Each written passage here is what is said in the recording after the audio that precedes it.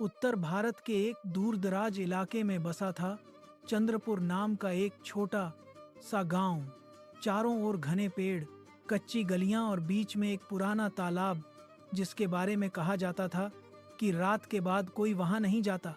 गांव के बुजुर्गों का मानना था कि तालाब और उसके आसपास की जमीन शापित है। इस शाप की वजह थी एक औरत कमला। करीब 30 साल पहले कमला इसी गांव की रहने वाली थी। सुंदर, सीधी, सादी और बेहद शांत स्वभाव की। उसकी शादी गांव के ही एक शराबी और क्रूर आदमी रघु से हुई थी। शादी के बाद कमला की जिंदगी नर्क बन गई।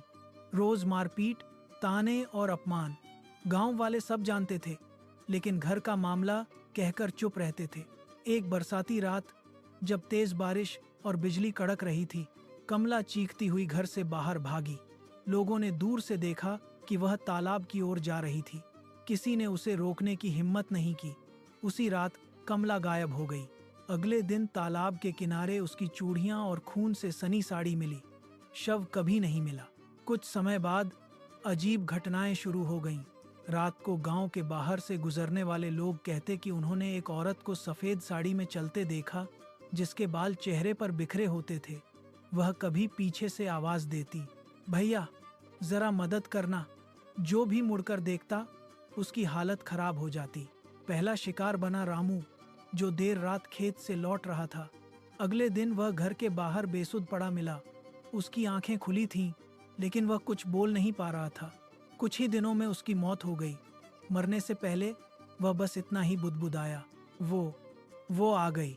धीरे धीरे डर पूरे गांव में फैल गया। रात होते ही लोग दरवाजे बंद कर लेते। बच्चों को बाहर निकलने से मना कर दिया गया, लेकिन आत्मा का आतंक बढ़ता ही गया।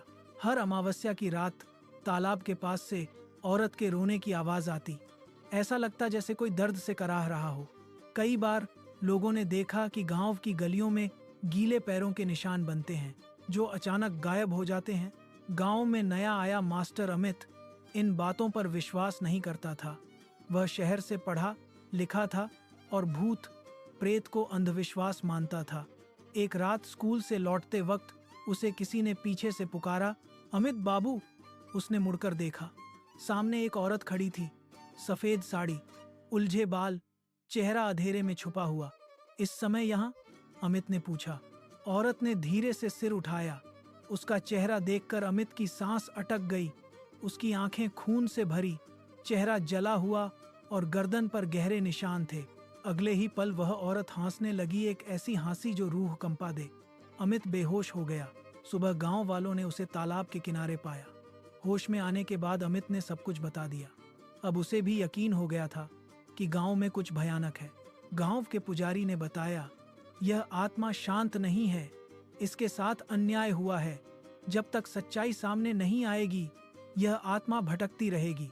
जांच करने पर पता चला कि उस रात रघु ने कमला को बेरहमी से पीटा था और गुस्से में उसे तालाब में धकेल दिया था।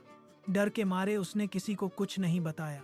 जब गांव वालों ने रघु से सच्चाई उगलवाई, उसी रात रघु रहस्यमयी तरीके से मर गया। उसके शरीर पर गहरे नाखूनों के निशान थे। पुजारी ने पूरे गांव के साथ मिलकर तालाब के किनारे हवन और पूजा करवाई। कमला के नाम से दीप जलाए गए और उसकी आत्मा से माफी मांगी गई। उस रात पहली बार गांव में शांति थी। लेकिन आज भी जब अमावस्या की हवा चलती है और तालाब के पास से कोई गुजरता है, तो दूर कहीं से एक धीमी आवाज आती है, मुझे अब भी इंसाफ चाहिए। और गांव वाले आज भी उस रास्ते पर रात में जाने से डरते हैं।